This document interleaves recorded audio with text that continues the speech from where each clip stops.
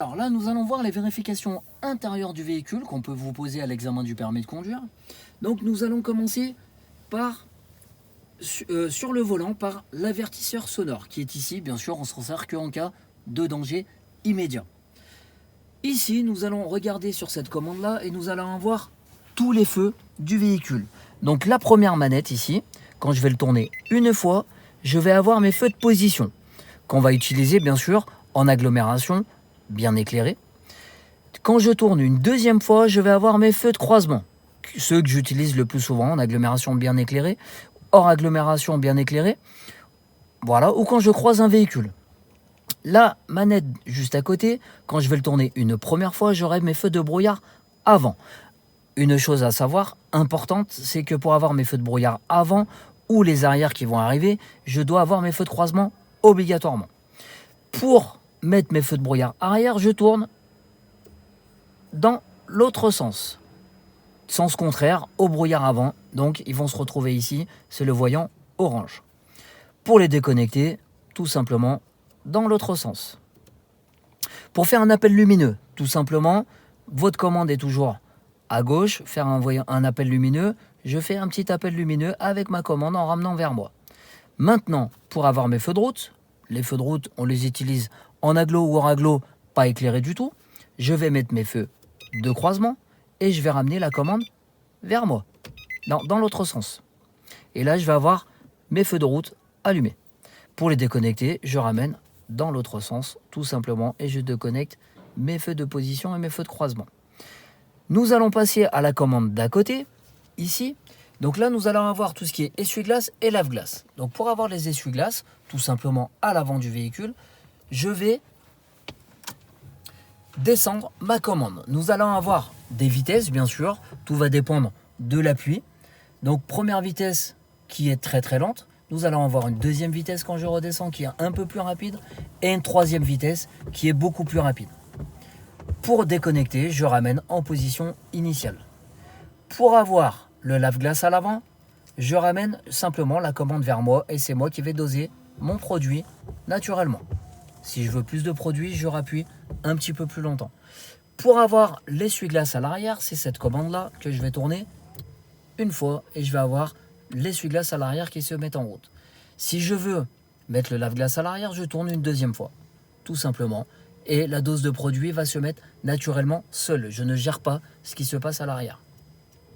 Voilà pour nos principales commandes au niveau du volant. Nous allons avoir aussi des questions un petit peu sur nos voyants, les voyants principaux. Donc nous allons avoir le premier voyant qui est rouge, qui nous indique qu'on a une portière ouverte, d'accord, dans le véhicule.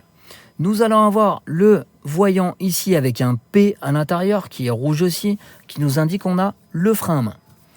Là maintenant, je vais juste simplement mettre mon contact pour avoir certains voyants qui vont s'allumer, parce que mon véhicule est en bon état de marche, donc je n'ai aucun souci là-dessus.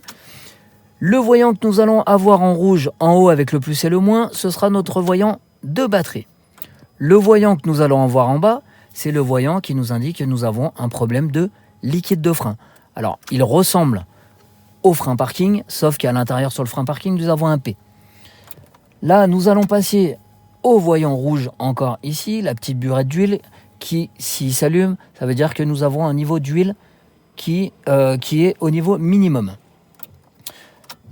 Donc après, nous allons avoir le voyant orange ici, que je vais rallumer, qui nous indique que nous avons un niveau minimum de carburant, tout simplement. Le voyant orange que nous avons en haut nous indique que nous avons un airbag qui est désactivé. Alors, juste pour faire simple, les voyants rouges, c'est des éléments importants et dangereux, donc il faut s'arrêter le plus rapidement possible sans se mettre en danger ni mettre les autres en danger. Mais les voyants orange sont des éléments importants, mais pas dangereux, donc on peut continuer notre route. Nous allons passer aux commandes que nous avons ici. Donc là, ça va être les éléments de base, tout simplement. Donc ici, la climatisation sur l'air froid, le bleu, et l'air chaud en rouge. La vitesse du ventilateur d'air qui est là, je le bouge comme je le souhaite, par rapport à la vitesse que je veux.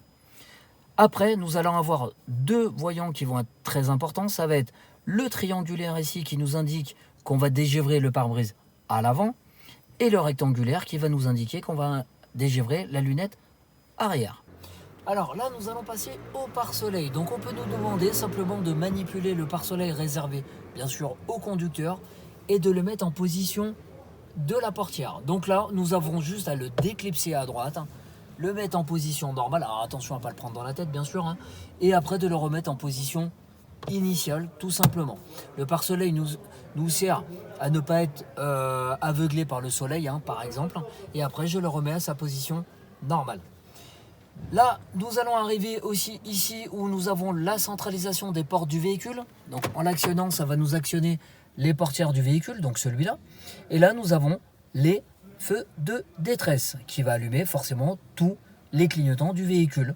En cas de détresse, bien sûr, on s'en sert que à ce moment-là. Ici, nous allons avoir un bouton qui s'appelle SOS. C'est si vous tombez en panne sur la route et que vous n'avez pas de téléphone, vous appuyez dessus et on va pouvoir vous détecter et savoir à quel endroit vous êtes pour pouvoir vous secourir le plus rapidement possible.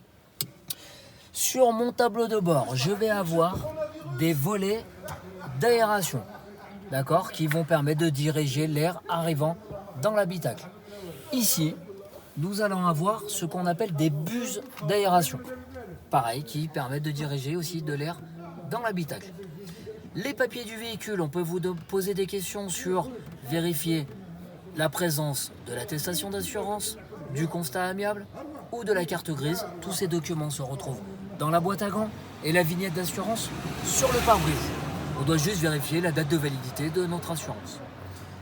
Nous allons retrouver aussi ici sur la portière les vitres. D'accord ? Donc nous avons le bouton de gauche qui va nous permettre d'ouvrir la vitre côté conducteur. Donc on va mettre le contact côté conducteur. On peut l'arrêter et le remonter en remontant le bouton. Et côté passager. Pour le stopper, je relève simplement et je peux le relever. Donc voilà, nous avons fait le tour des vérifications à l'intérieur de la voiture. Voilà pour les explications.